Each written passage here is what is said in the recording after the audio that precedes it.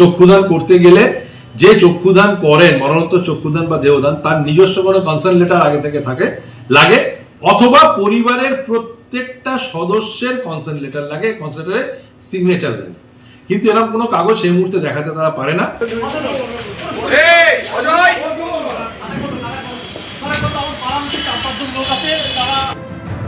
এই গোটা বিতর্ক, তারপর আমির চাঁদ শেখ সহ ওই পরিবারের 5 জন সদস্যকে গ্রেফতার, এবং তারপরে সামনে আসে মুর্শিদাবাদ মেডিকেল কলেজ ও হাসপাতালের আই ব্যাংকের ইস্যু করা সার্টিফিকেট।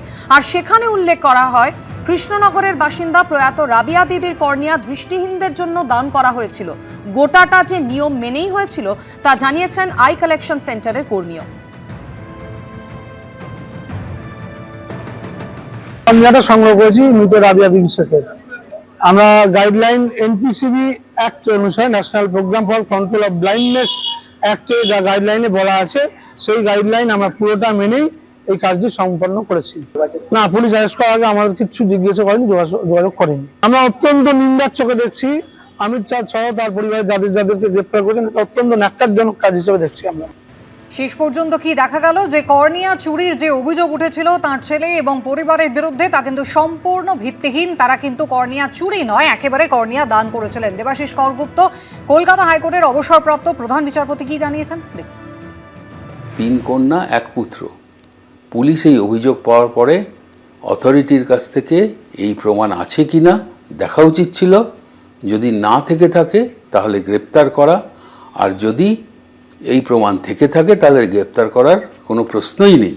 কাজে এ ব্যাপারে যদি পুলিশ এই প্রাথমিক অনুসন্ধান না চালিয়ে গ্রেপ্তার করে থাকে তাহলে এটা পুলিশের অতি সক্রিয়তা বলে গ্রহণ হবে। এবং এক্ষেত্রে কিন্তু যে ইনভেস্টিগেটিং অফিসার এটা করেছেন তার বিরুদ্ধে অতি সক্রিয়তার অভিযোগও আদালতে। এই গোটা ঘটনায় পুলিশের অতি সক্রিয়তার অভিযোগে সরব হয়েছে বিরোধীরা। পাল্টা উত্তর এসেছে তৃণমূল কংগ্রেসের পক্ষ থেকে। এই রাজ্যে মানে সেবা কার্য করলেও, সামাজিক কাজ করলেও হয়, আর যখন বেদবনা শিব মন্দির ভেঙে তছনছ করে তখন ব্যবস্থা নেওয়া হয় না। এইটা হচ্ছে এই রাজ্য।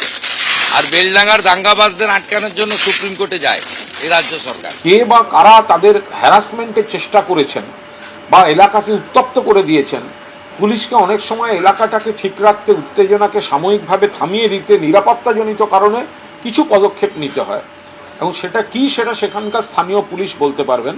কিন্তু যদি কেউ মরণোত্তর চক্ষুদানের সমস্ত বৈধ নথি নিয়ে তার আত্মীয় চক্ষুদান করে থাকেন, সেটা তো স্বাগত জানাবার মতো সিদ্ধান্ত। এবিপি আনন্দ, এগিয়ে থাকে, এগিয়ে রাখে।